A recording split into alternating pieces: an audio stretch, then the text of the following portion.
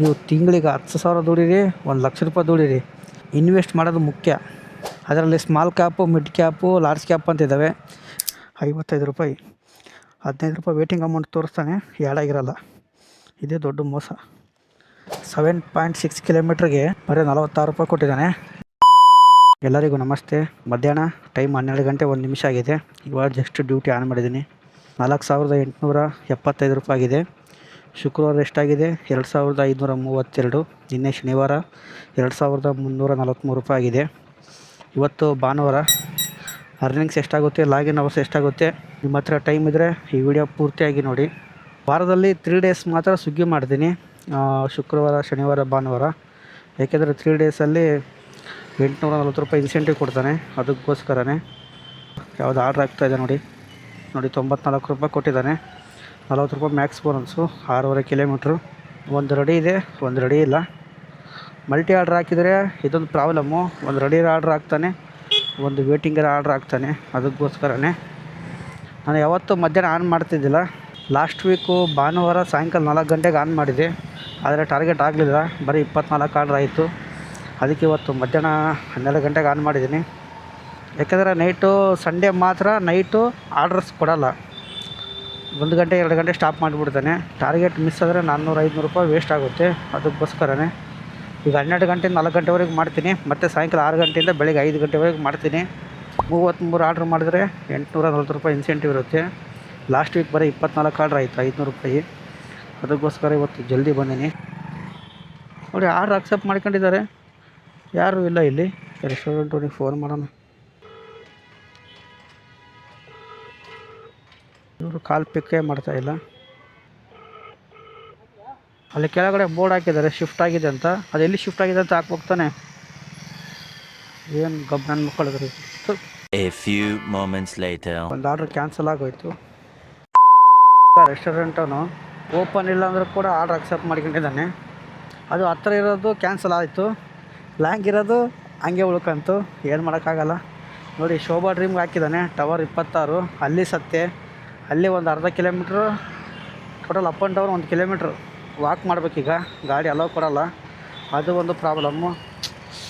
ಏನು ಮಾಡೋಕ್ಕಾಗಲ್ಲ. ಇಲ್ಲೇ ಅರ್ಧ ಗಂಟೆ ಆಗೋಯ್ತು ಟೈಮು. ನಾವು ಊಟ ಕೂಡ ಮಾಡಿಲ್ಲ. 12:30 ಆಗೋಯ್ತು. ಪಿ ಜಿಯಲ್ಲಿ ಎಲ್ಲ ಊಟ ಖಾಲಿ. ಬೆಳಗ್ಗೆ ಟಿಫನ್ನು. ಇನ್ನೇ ನೈಟ್ ಡ್ಯೂಟಿ ಮಾಡಿದ್ದಲ್ಲ, ಬೆಳಗ್ಗೆ 11 ಗಂಟೆಗೆ ಎದ್ದು 12 ಗಂಟೆ ಡ್ಯೂಟಿ ಆನ್ ಮಾಡಿದೆ. ಟಿಫನ್ ಖಾಲಿ ಆಗಿಬಿಟ್ಟಿರುತ್ತೆ ಅಷ್ಟೊತ್ತಿಗೆ. ಬೆಳಗ್ಗೆ 10 ಗಂಟೆಗೆ ಖಾಲಿ ಟಿಫನ್ನು. ಜಸ್ಟ್ ಡ್ರಾಪ್ ಆಯಿತು ಇದೇ ಅಪಾರ್ಟ್ಮೆಂಟಲ್ಲಿ, ಶೋಭಾ ಡ್ರೀಮಲ್ಲಿ. ವಾಕ್ ಮಾಡಿ ಕಾಲು ನೋವು ಬಂದೋಯ್ತು. ಗಾಡಿ ಅಲೋ ಕೊಡಲ್ಲ. ಬರೀ 54 ರೂಪಾಯಿ ಕೊಟ್ಟಿದ್ದಾನೆ. ಏನು ಮಾಡೋಕ್ಕಾಗಲ್ಲ. ಅಲ್ಲೇ ಪಿಕಪ್ ಮಾಡಿ ಅಲ್ಲೇ ಡ್ರಾಪ್ ಮಾಡಿದ್ರೆ 50 ರೂಪಾಯಿ ಕೊಡ್ತಾಯಿದ್ದ. 4-5 ಕಿಲೋಮೀಟ್ರ್ ಬಂದೀನಿ ನೋಡಿ. ಮತ್ತೆ ಒಂದು 2 ಆರ್ಡ್ರ್ ಮಲ್ಟಿ ಆರ್ಡ್ರ್ ಆಗ್ತಾಯಿದ್ದಾನೆ. 8.44 8.75 ಕಿಲೋಮೀಟ್ರಿಗೆ 91 ರೂಪಾಯಿ ಕೊಟ್ಟಿದ್ದಾನೆ. ಒಂದು ಅದ್ವೈತ ದೊಣ್ಣೆ ಬಿರಿಯಾನಿ, ಇನ್ನೊಂದು ಆಶಾ ಟಿಫನ್ ಅಂತಿದೆ. ಫುಡ್ ರೆಡಿ ಇದ್ದರೆ ಸಾಕು. 2 ಆರ್ಡ್ರು ಕೂಡ ಫುಡ್ ರೆಡಿ ಇಲ್ಲ. ಪಿಕಪ್ ಆಯಿತು 2 ಆರ್ಡ್ರು. 3 ಕಿಲೋಮೀಟ್ರ್ ಡ್ರಾಪ್ ಇದೆ. ಬನ್ನಿ ಡ್ರಾಪ್ ಮಾಡಿದ ಮೇಲೆ ಸಿಗ್ತೀನಿ. 2 ಆರ್ಡ್ರು. 1 hour later. ಟೈಮು 3 ಗಂಟೆ 48 ನಿಮಿಷ ಆಗಿದೆ. ಜಸ್ಟ್ ಒಂದು ಡ್ರಾಪ್ ಆಯಿತು ಇದೇ ಅಪಾರ್ಟ್ಮೆಂಟಲ್ಲಿ. ಸ್ವಿಗ್ಗಿ ಅವನ್ನೆಲ್ಲ ಆ್ಯಪೆಲ್ಲ ಚೇಂಜ್ ಮಾಡಿಬಿಟ್ಟಿದ್ದಾನೆ. ಬರೀ ಅಪ್ಡೇಟ್ ಕೇಳಿ ಲಾಸ್ಟ್ ಆರ್ಡ್ರಿಗೆ ಅರ್ನಿಂಗ್ಸ್ ಎಷ್ಟು ಕೊಟ್ಟಂದರೆ 1.5 MG 7.6 ಕಿಲೋಮೀಟ್ರಿಗೆ ಬರೀ 46 ರೂಪಾಯಿ ಕೊಟ್ಟಿದ್ದಾನೆ. 3 ಗಂಟೆಯಿಂದ 4 ಗಂಟೆವರೆಗೂ ಯಾವುದೇ ಥರ ಸರ್ಜ್ ಕೊಡೋಲ್ಲ. ಪುಕ್ಸಟ್ಟೆ ಡ್ಯೂಟಿ ಮಾಡಿ ಕೊಡಬೇಕು. ಮತ್ತು ನೈಟ್ 10 ಗಂಟೆಯಿಂದ 12 ಗಂಟೆವರೆಗೂ 2 ಅವರು, ಆವಾಗೂ ಪುಕ್ಸಟ್ಟೆ ಡ್ಯೂಟಿ ಮಾಡಿ ಕೊಡಬೇಕು. ಏನು ಮಾಡೋಕ್ಕಾಗಲ್ಲ ನೋಡಿ. ಜಸ್ಟ್ ಡ್ಯೂಟಿ ಆಫ್ ಮಾಡಿದ್ದೀನಿ. 3:45 ಮೇಲೆ ಆಫ್ ಮಾಡ್ಬೋದು. ಕಂಡೀಷನ್ನು 3:45ವರೆಗೆ ಕೊಡ್ತಾನೆ. 3:48ಕ್ಕೆ ಆಫ್ ಮಾಡಿದ್ದೀನಿ. ಆರ್ಡರ್ ಇಲ್ಲಿ 11 ಅಂತ ತೋರಿಸ್ತಾ ಇದೆ. 11 ಆರ್ಡ್ರ್ ಆಗಿಲ್ಲ, 9 ಆರ್ಡ್ರ್ ಆಗಿದೆ. ತುಂಬ ಕಡಿಮೆ ಇವತ್ತು. ಒಂದು 12-13 ಆರ್ಡ್ರ್ ಆಗಬೇಕಾಗಿತ್ತು. ಫಸ್ಟ್ನೇ ಆರ್ಡ್ರೆ ತುಂಬ ಲೇಟಾಗಿ ಹೋಯಿತು. ಅದು ಆರ್ಡ್ರ್ ಕ್ಯಾನ್ಸಲ್ ಆಗಿ. ಏನು ಮಾಡೋಕ್ಕಾಗಲ್ಲ. 415 ರೂಪಾಯಿ ಅರ್ನಿಂಗ್ಸ್ ಆಗಿದೆ, ತುಂಬ ಕಡಿಮೆ. 2 hours later.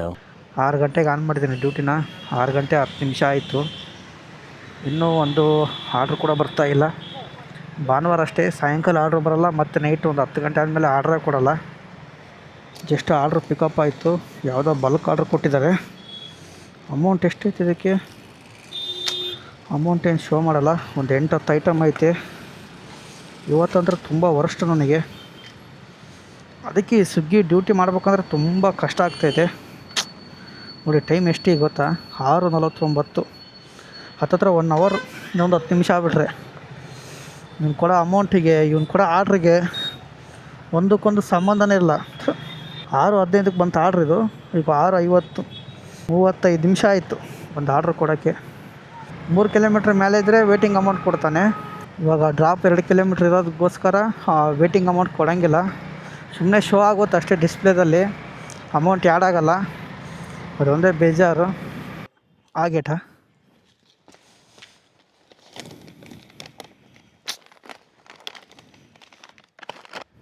ಅರವಿಂದ್ ಅಲ್ವ sir?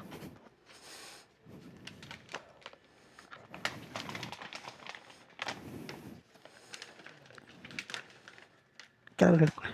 Thank you sir, welcome sir. ನನಗೆ ಕೊಟ್ಟಿರೋ ಅಮೌಂಟು ನೋಡಿ, ಎಷ್ಟು ಐಟಮ್ ಇದೆ ನೋಡಿ. ನನಗೆ ಕೊಟ್ಟಿರೋ ಅಮೌಂಟು 55 ರೂಪಾಯಿ. 15 ರೂಪಾಯಿ ವೇಟಿಂಗ್ ಅಮೌಂಟ್ ತೋರಿಸ್ತಾನೆ, ಆ್ಯಡ್ ಆಗಿರಲ್ಲ. ಇದೇ ದೊಡ್ಡ ಮೋಸ. 6 ಗಂಟೆಯಿಂದ 10 ಗಂಟೆವರೆಗೂ 25 ರೂಪಾಯಿ ಸರ್ಜ್ ಇದೆ. 30 ರೂಪಾಯಿ ಆರ್ಡ್ರ್ ಪೇ. 30 ರೂಪಾಯಿ ಆರ್ಡ್ರ್ ಪೇ, 25 ರೂಪಾಯಿ ಸರ್ಜು, 55 ರೂಪಾಯಿ. ಅವ್ನು ಶೋ ಮಾಡ್ತಾ ಇರೋದು ಕೆಳಗಡೆ 15 ರೂಪಾಯಿ ವೇಟಿಂಗ್ ಅಮೌಂಟ್ ಶೋ ಮಾಡ್ತಾಯಿದ್ದಾನೆ. ವೇಟಿಂಗ್ ಅಮೌಂಟ್ ಕೊಡೋಲ್ಲ. ವೇಟಿಂಗ್ ಅಮೌಂಟ್ ಕೊಟ್ಟರೆ 70 ರೂಪಾಯಿ ಆಗುತ್ತೆ, ಬರೀ 55 ಕೊಟ್ಟಿದ್ದಾನೆ. ಇದೇ ನೋಡಿ ದೊಡ್ಡ ಮೋಸ. ಟಿಕೆಟ್ ರೈಸ್ ಮಾಡಿದ್ರೆ ಕೂಡ ಕೊಡಲ್ಲ ಅವನು. 1 ಅವರ್ ವೇಟ್ 1 ಅವರ್ ನೋಡಿ ಟೈಮ್ ಎಷ್ಟಾಗಿದೆ? 6:57. 7 ಗಂಟೆ, 1 ಅವರಿಗೆ ಬರೀ 55.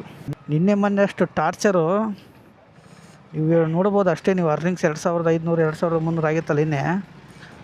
ನೈಟ್ 12 ಗಂಟೆವರೆಗೂ ಬರೀ 800 ರೂಪಾಯಿ ಅರ್ನಿಂಗ್ಸ್ ಆಗಿರುತ್ತೆ ಅಷ್ಟೇ. ನೈಟ್ 12 ಗಂಟೆ ಮೇಲೆ ಅರ್ನಿಂಗ್ಸ್ ಆಗೋದು.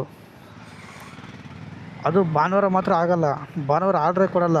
ನಮಗೆ ಏನಿದ್ರು ನೈಟ್ ಶಿಫ್ಟ್ವರೆಗೆ ಏನಿದ್ರು ನೈಟ್ 12 ಗಂಟೆ ಮೇಲೆ ಟರ್ನ್ ಆಗೋದು. ಅದು ಭಾನುವಾರ ಒಂದು ದಿವಸ ಬಿಟ್ಟು. ಟಾರ್ಗೆಟ್ ಆಗುತ್ತೋ ಇಲ್ವೋ ಗೊತ್ತಿಲ್ಲ. ಆದಷ್ಟು ಆಲಿ. A few moments later. Time 3:57 ಆಗಿದೆ. 4 ಗಂಟೆ ಅಂತ ಅಂದ್ಕೊಳ್ಳಿ. ಇವಾಗ ಒಂದು ಆರ್ಡ್ರ್ ಜಸ್ಟ್ ಡ್ರಾಪ್ ಮಾಡಿದೆ. ಇಲ್ಲೇ ಹತ್ರನೇ ಇತ್ತು, ಪಿಕಪ್ ಆ್ಯಂಡ್ ಡ್ರಾಪು. ಒಂದು 400-500 ಮೀಟ್ರ್ ಇತ್ತು ಅಷ್ಟೇ. 50 ರೂಪಾಯಿ ಕೊಟ್ಟಿದ್ದಾನೆ. ನೈಟ್ ಟೈಮಲ್ಲಿ ನೋಡಿ ಒಂದು 12 ರೂಪಾಯಿ ವೇಟಿಂಗ್ ಅಮೌಂಟ್ ಕೊಟ್ಟಿದ್ದಾನೆ. ಅದು ವೇಟಿಂಗ್ ಅಮೌಂಟು ಶೋ ಆಗುತ್ತೆ ಅಷ್ಟೇ, ಕೌಂಟ್ ಆಗೋಲ್ಲ. 3 ಕಿಲೋಮೀಟ್ರ್ ಮೇಲೆ ಇದ್ದರೆ ಕೌಂಟ್ ಆಗುತ್ತೆ. ನೋಡ್ತಾ ಇರ್ಬೋದು. ಅಂತೂ ಟಾರ್ಗೆಟ್ ಕಂಪ್ಲೀಟ್ ಆಯಿತು. ಆಗಲ್ಲ ಅಂದ್ಕೊಂಡಿದ್ದೆ, ಹೆಂಗೋ ಪರವಾಗಿಲ್ಲ, ಚೆನ್ನಾಗಿ ಕೊಟ್ಟ ಆರ್ಡ್ರನ್ನ. 33 ಆರ್ಡ್ರ್ ಆಯಿತು. ಇನ್ನು 5 ಗಂಟೆವರೆಗೆ ಲಾಗಿನ್ ಇರಲೇಬೇಕು. ಅರ್ನಿಂಗ್ಸ್ ಎಷ್ಟಾಗಿದೆ ಅಂದರೆ, ಅರ್ನಿಂಗ್ಸು 1553 ರೂಪಾಯಿ ಆಗಿದೆ. ಇಲ್ಲಿ 36 ಟ್ರಿಪ್ಸ್ ಅಂತ ತೋರಿಸ್ತಾ ಇದೆ. ಅದರಲ್ಲಿ 1-2 order 3 order return amount count ಆಗಿರ್ಬೋದು, ಅದಕ್ಕೆ ಎಕ್ಸ್ಟ್ರಾ ಕೌಂಟ್ ಆಗಿದೆ. ಲಾಗಿನ್ ಅವರ್ಸ್ ನೋಡ್ತಾ ಇರ್ಬೋದು. 9 ಅವರ್ 39 ನಿಮಿಷ ತೋರಿಸ್ತಾ ಇದೆಯಲ್ಲ, ಅದು 12 ಗಂಟೆಗೆ ಸ್ಟಾಪ್ ಆಗುತ್ತೆ. 12 ಗಂಟೆ ಮೇಲೆ ಇದರಲ್ಲಿ ಶೋ ಆಗೋಲ್ಲ. ನಿಮಗೆ ಎಲ್ಲಿ ಶೋ ಆಗುತ್ತಂದರೆ, ಅದು ಲಾಗಿನ್ ಅವರ್ಸ್ ಮೇಲೆ ಕ್ಲಿಕ್ ಮಾಡಿ, ಟೈಮಿಂಗ್ ಮೇಲೆ ನೋಡ್ತಾ ಇರ್ಬೋದು. ಇಲ್ಲಿ 00 ಅಂತ ತೋರಿಸ್ತಾ ಇದೆಯಲ್ಲ, ಇವತ್ತು ಸೋಮವಾರ, ಇವತ್ತಿನ ತೋರಿಸಲ್ಲ. ಮತ್ತು ಬ್ಯಾಕ್ ಹೋಗಿ ಪ್ರಿವಿಯಸ್ ವೀಕ್ ಅಂತ ಅದ್ರ ಮೇಲೆ ಕ್ಲಿಕ್ ಮಾಡಿ ನೋಡಿ. ಸಂಡೇ 13 ಅವರು 35 ನಿಮಿಷ, ಇನ್ನೂ 1 ಅವರ್ ಇರಬೇಕು. 14 ಅವರು 35 ನಿಮಿಷ. ಭಾನುವಾರ ಹೆವಿ ಆಗುತ್ತೆ ಲಾಗಿನ್ ಅವರು. ಇಲ್ಲಿ ನೋಡ್ತಾ ಇರ್ಬೋದು. ಇದೇ ನಿಮಗೆ ಮೇನು ಯಾವ ಟೈಮಲ್ಲಿ ಇಲ್ಲಿ ಆನ್ ಆಗಿದೆ, ನೀವು ಯಾವ ಟೈಮಲ್ಲಿ ಆನ್ ಮಾಡಿದ್ದೀರಾ, ಯಾವ ಟೈಮಲ್ಲಿ ಆಫ್ ಮಾಡಿದ್ದೀರಾ ಅಂತ ಇಲ್ಲೇ ಗೊತ್ತಾಗುತ್ತೆ ನೋಡಿ. 3 ಡೇಸು. ನಿನ್ನೆ ಮೊನ್ನೆ 13 ಅವರ್ ಲಾಗಿನ್ ಇದ್ದೆ. ಇವತ್ತು ಒಂದು 14.5 ತಾಸು ಲಾಗಿನ್ ಆಗುತ್ತೆ. ಇನ್ನೂ 5 ಗಂಟೆವರೆಗೆ ಇರಬೇಕು.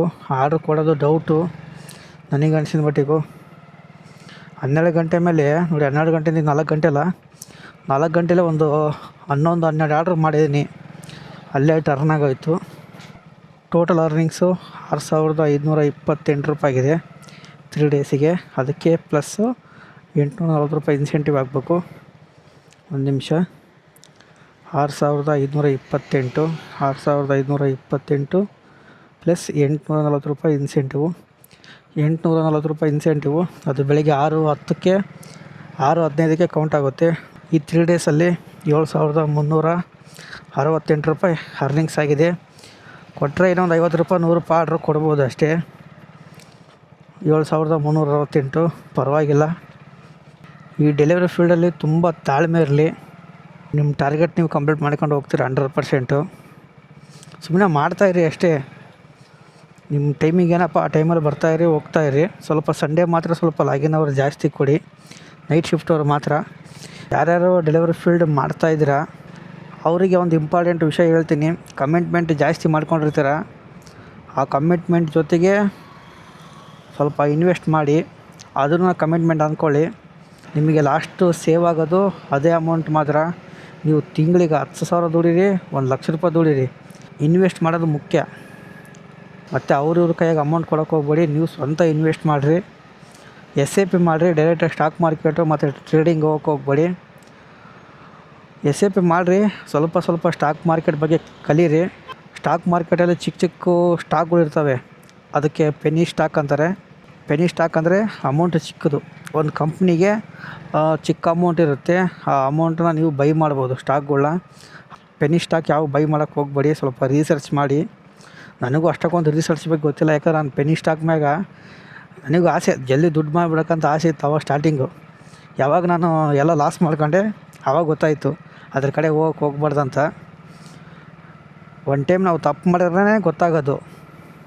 ಅದಕ್ಕೋಸ್ಕರ ನಿಮಗೆ ನಾನು ತಪ್ಪು ಮಾಡಿದ್ದಕ್ಕೆ ನಿಮಗೆ ಹೇಳ್ತಾ ಇರೋದು. ಡೈರೆಕ್ಟು ಪೆನ್ನಿಸ್ ಸ್ಟಾಕ್ ಮಾರ್ಕೆಟಿಗೆ ಹೋಗ್ಬೇಡಿ. ಪೆನ್ನಿ ಸ್ಟಾಕಿಗೆ ಬೇಕಾದ್ರೆ ಸ್ವಲ್ಪ ದೊಡ್ಡ ರೇಟ್ ಇರೋವು ಸ್ವಲ್ಪ ರಿಸರ್ಚ್ ಮಾಡಿ ಅದೇನು ತೊಂದರೆ ಏನಲ್ಲ. ಸ್ವಲ್ಪ ಕಡಿಮೆ ಮಾಡಿ ನಿಮ್ಗೆ ಗೊತ್ತಾಗೋವರೆಗೂ. SIP ಬೇಕಾದ್ರೆ ಕಣ್ಣು ಮುಚ್ಚಿ ಮಾಡಿ. ಅದರಲ್ಲಿ small cap, mid cap, large cap ಅಂತ ಇದ್ದಾವೆ. ನಿಮಗೆ ಲಾಂಗ್ ಟೈಮ್ ಒಂದು 15 ವರ್ಷ 20 ವರ್ಷ ಮಾಡಬೇಕಂದ್ರೆ ಸ್ಮಾಲ್ ಕ್ಯಾಪ್ ಮಾಡಿ. ನಿಮಗೆ ಮತ್ತು ನೀವು ಫುಲ್ ಡೌನ್ ಆದಾಗ ಭಯ ಪಡ್ತೀರಂದರೆ ಲಾರ್ಜ್ ಕ್ಯಾಪಾಗಿ ಹೋಗಿ. ನಾನು ಭಯ ಪಡಲ್ಲ ಅಂದರೆ ಸ್ಮಾಲ್ ಕ್ಯಾಪಿಗೆ ಬನ್ನಿ. ನಮಗೇನು ಟೆನ್ಷನ್ ಇಲ್ಲ. ಲಾಂಗ್ ಟರ್ಮಿಗೆ ಎಷ್ಟನ್ನ ಲಾಸ್ ಆಗಲಿ ಎಷ್ಟನ್ನ ಲಾಭ ಅಲ್ಲ ಅಂದರೆ ಫುಲ್ ಸ್ಮಾಲ್ ಕ್ಯಾಪಿಗೆ ಬನ್ನಿ. ನಾನು ಸ್ಮಾಲ್ ಕ್ಯಾಪಲ್ಲಿ ಇನ್ವೆಸ್ಟ್ ಮಾಡ್ತಾ ಇರೋದು ಲಾಂಗ್ ಟರ್ಮು, ಅದಕ್ಕೋಸ್ಕರ ಹೇಳ್ತಾ ಇರೋದು. ಫಸ್ಟು ಒಂದು ಇನ್ವೆಸ್ಟ್ ಮಾಡೋದು ಕಲೀರಿ. ನೀವು ಕಮೆಂಟ್ ಮಾಡ್ತೀರಾ ಯಾವುದರಲ್ಲಿ ಇನ್ವೆಸ್ಟ್ ಮಾಡ್ತೀರಾ, ಯಾವ ಕಂಪ್ನಿಯಲ್ಲಿ ಅಂತ. ಆ ಥರ ಹೇಳಂಗೂ ಇಲ್ಲ. ನಾನು ಯೂಸ್ ಮಾಡ್ತಿರೋದು ಏಂಜಲ್ ಒನ್ ಆ್ಯಪು, ಆದರೆ ಇವು ಕಂಪ್ನಿ ಹೆಸ್ರು ಹೇಳೋಂಗಿಲ್ಲ. ಅದೊಂದು ಸ್ವಲ್ಪ ತೊಂದರೆ. ನನಗೆ ಗೊತ್ತಿಲ್ಲ ಅಷ್ಟಕ್ಕೂ, ನಾನೇ ದೊಡ್ಡ ರಿಸರ್ಚರ್ ಅಂತ ನನಗೆ ಅದ್ರ ಬಗ್ಗೆ ನನಗೆ ಗೊತ್ತಿಲ್ಲ ಜಾಸ್ತಿ. ನಾನು SIP ಮಾಡ್ತಾಯಿದ್ದೀನಿ, ಅದು ನಾನು ಕನ್ಫರ್ಮಾಗಿ ಹೇಳ್ತೀನಿ. ನೀವು ಮಾಡ್ಕೊಳ್ಳಿ. ಯಾವುದೇ ಥರ ಚೀಟಿ ವ್ಯವಹಾರ ಮಾಡೋಕ್ಕೆ ಹೋಗ್ಬಿಡಿ ಊರಲ್ಲಿ. ಯಾಕಂದರೆ ನಾನು ಕಣ್ಣು ಮುಂದೆ ನಮ್ಮ ಜೊತೆಗಿರೋ ಫ್ರೆಂಡ್ಸೇ 3 ವರ್ಷ 4 ವರ್ಷ ಚೀಟಿ ಅಮೌಂಟ್ ಕೊಟ್ಟು ಕಟ್ಟಿ ಈ ಡೆಲಿವರಿ ಫೀಲ್ಡಲ್ಲಿ ಕಷ್ಟಪಟ್ಟು ದುಡಿದು ಕಟ್ಟಿ ಲಾಸ್ಟಿಗೆ ಅವ್ರ ಹತ್ರ ಲೈಸೆನ್ಸ್ ಏನಿರಲ್ಲ, ಲಾಸ್ಟ್ ಟೈಮಲ್ಲಿ ಅಮೌಂಟು ಎತ್ಕೊಂಡು ಹೋಗಿದ್ದಾರೆ. ಆ ಥರ ಉದಾಹರಣೆ ಭಾಳ ಇದ್ದಾವೆ. ಅಂತಲ್ಲ ನಂಬ್ತೀರ, ಇದು SEBI ರಿಜಿಸ್ಟರ್ಡ್. ಇದು ನಿಮ್ಮ ಅಕೌಂಟು, ಬ್ಯಾಂಕ್ ಅಕೌಂಟು, ಅದಕ್ಕಿಂತ ಸೆಕ್ಯೂರಿಟಿ ಅಂದರೆ ಇದೆ. ನಿಮಗೆ ಅಕೌಂಟುಗಳಿಗೆಲ್ಲ ನೋಡ್ಕೊಳ್ಳೋದು RBI. ಇದು ಸ್ಟಾಕ್ ಮಾರ್ಕೆಟಲ್ಲಿ ನೋಡ್ಕೊಳ್ಳೋದೆಲ್ಲ SEBI. ನಿಮ್ಮದು 1 ರೂಪಾಯಿ ಅಮೌಂಟ್ ಮೋಸ ಆಗೋಲ್ಲ. ಅದಕ್ಕೋಸ್ಕರ ಸ್ವಲ್ಪ ರಿಸರ್ಚ್ ಮಾಡಿ. ಯೂಟ್ಯೂಬಲ್ಲಿ ಎಷ್ಟೋ ಬರ್ತದೆ ವೀಡಿಯೋಗಳು, ನೋಡ್ಕೊಳ್ಳಿ. ಸ್ವಲ್ಪ ಕಲೀರಿ ಇನ್ವೆಸ್ಟ್ ಮಾಡೋದು. ಅದು ಆಟೋ ಪೇ ಇಡಿ, ಮಂತ್ಲಿ ಡೆಬಿಟ್ ಆಗುತ್ತೆ ನಿಮ್ಮ ಕೈಲಾದಷ್ಟು. ಅದನ್ನು ಫಿಕ್ಸ್ ಅಮೌಂಟ್ ಮಾಡ್ಕೊಳ್ರಿ. ಈ ತಿಂಗಳು 5,000 ಮಾಡಿದೆ, ನೆಕ್ಸ್ಟ್ ಮಂತ್ 2,000 ಮಾಡಿದೆ, ಹಂಗೆ ಮಾಡೋಕ್ಕೆ ಹೋಗ್ಬೇಡಿ. ನೀವು ಮಾಡೋಂಗಿದ್ರೆ 1 ವರ್ಷ ಕರೆಕ್ಟಾಗಿ ಕಟ್ಟಿ, 1 ವರ್ಷ ಆದಮೇಲೆ 10% ಜಾಸ್ತಿ ಮಾಡಿ. ಈಗ ಹೆಂಗಂದರೆ 5,000 ಕಟ್ತಾಯಿದ್ರೆ ನೆಕ್ಸ್ಟ್ ವರ್ಷ 5,500 ಕಟ್ಟಿರಿ. ಆ ಥರ ಮಾಡ್ಕೊಂಡು ಹೋಗ್ರಿ. ಹಂಗಿದ್ರೇ ನಿಮಗೆ ಕರೆಕ್ಟಾಗಿ ಲೆಕ್ಕ ಸಿಗೋದು. ಇನ್ವೆಸ್ಟ್ ಮಾಡೋದಂದ್ರೆ ಅದೇ ಥರ ಇನ್ವೆಸ್ಟ್ ಮಾಡಬೇಕು. ಇಲ್ಲಾಂದರೆ ಒಂದೇ ಅಮೌಂಟು ಕಟ್ಕೊಂತ ಹೋಗಿ ಡೌನ್ ಮಾಡೋದು, ಮತ್ತು ಜಾಸ್ತಿ ಮಾಡೋದು, ಕಡಿಮೆ ಮಾಡೋದು, ಜಾಸ್ತಿ ಮಾಡೋದು, ಆ ಥರ ಮಾಡೋಕ್ಕೆ ಹೋಗ್ಬೇಡಿ. ಬೇಕಾದ್ರೆ ಸ್ಟಾಕ್ ಮಾರ್ಕೆಟಲ್ಲಿ ನಾವು ಹೆಂಗನ ಮಾಡ್ಕೊಬೋದು, ಯಾವಾಗ ಡ್ರಾ ಮಾಡ್ಬೋದು, ಯಾವಾಗ ಬೈ ಮಾಡ್ಬೋದು. SIPಯಲ್ಲಿ ಮಾತ್ರ ಹಂಗಾಗಲ್ಲ.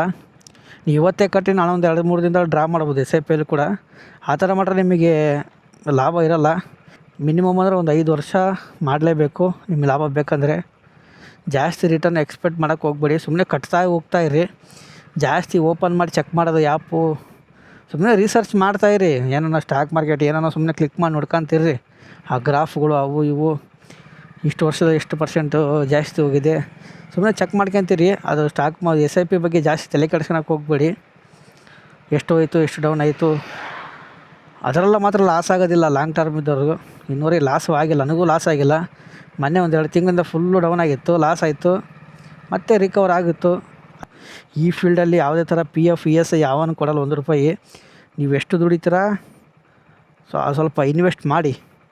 ಅದಕ್ಕಿಂತ ಮೇನ್ ಒಂದು ಹೆಲ್ತ್ ಇನ್ಸೂರೆನ್ಸ್ ತೊಗೊಳ್ಳಿ. ಯಾಕಂದರೆ ಈ ಡೆಲಿವರಿ ಫೀಲ್ಡ್ ಹೆವಿ ರಿಸ್ಕು. ಅದಕ್ಕೋಸ್ಕರ ಮತ್ತು ನೀವು ದುಡ್ದಿದ್ದೆಲ್ಲ ಸೇವಿಂಗ್ ಎಲ್ಲ ಹಾಸ್ಪಿಟ್ಲಿಗೆ ಇಡಬೇಕಾಗುತ್ತೆ. ಅದಕ್ಕೋಸ್ಕರನೇ ಮತ್ತು ಸಾಲ ಮಾಡಬೇಕಾಗುತ್ತೆ, ಅಷ್ಟು ಕಾಸ್ಟ್ಲಿ ಇಲ್ಲಿ. ಅದಕ್ಕೋಸ್ಕರ ಹೇಳ್ತಾ ಇರೋದು. ನಂದು ಒಂದು ಹೆಲ್ತ್ ಇನ್ಸೂರೆನ್ಸ್ ಇದೆ, ಇದು 3ನೇ ವರ್ಷ ರನ್ನಿಂಗು. ಅದಕ್ಕೋಸ್ಕರ ಹೇಳ್ತಾ ಇರೋದು. ಟರ್ಮ್ ಇನ್ಸೂರೆನ್ಸ್ ತೊಗೊಳ್ಳಿ, ಆದರೆ ಸ್ವಲ್ಪ ಪ್ರೀಮಿಯಮ್ ಜಾಸ್ತಿ ಆಗುತ್ತೆ.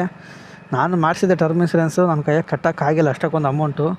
ಮಂತ್ಲಿ 1000 ಚಿಲ್ಲರೆ ಮಂತ್ಲಿ 1000 ರೂಪಾಯಿ ಸಮಥಿಂಗ್ ಕಟ್ಟಬೇಕಾಗಿತ್ತು. ಅದರಲ್ಲಿ ಸ್ವಲ್ಪ ರೆಸ್ಪಾನ್ಸ್ ಕೊಡೋಂಗಿಲ್ಲ ಇವರು ಪಾಲಿಸಿ ಬಜಾರಲ್ಲಿ. ಬರೀ ಹಿಂದಿ ಇಂಗ್ಲೀಷ್ ಮಾತಾಡ್ತಾರೆ, ಕರೆಕ್ಟಾಗಿ ರೆಸ್ಪಾನ್ಸ್ ಕೊಡೋಂಗಿಲ್ಲ. ಹೆವಿ ಟಾರ್ಚರ್, ಫೋನ್ ಮೇಲೆ ಫೋನ್ ಮಾಡ್ತಾ ಇರ್ತಾರೆ. ಈ ವಿಡಿಯೋ ಇಷ್ಟ ಆಗಿದರೆ ಲೈಕ್ ಮಾಡಿ, ಇಲ್ಲಾಂದರೆ ಡಿಸ್ಲೈಕ್ ಮಾಡಿ. ನೆಕ್ಸ್ಟ್ ವಿಡಿಯೋದಲ್ಲಿ ಸಿಗೋಣ. ಟೇಕ್ ಕೇರ್, ಬಾಯ್.